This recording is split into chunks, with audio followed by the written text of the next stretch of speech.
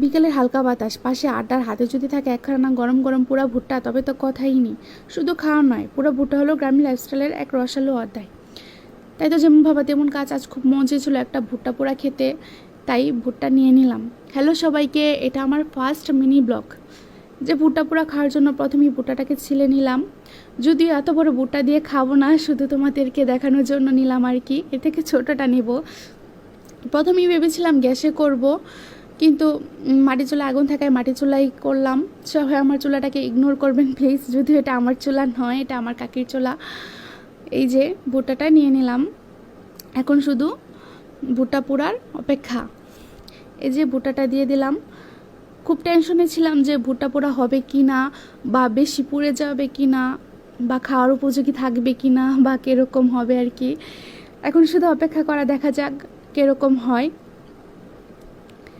এই যে আমাদের ভুট্টা পোড়া কমপ্লিট। দেখতে তো খুব ভালোই হয়েছে।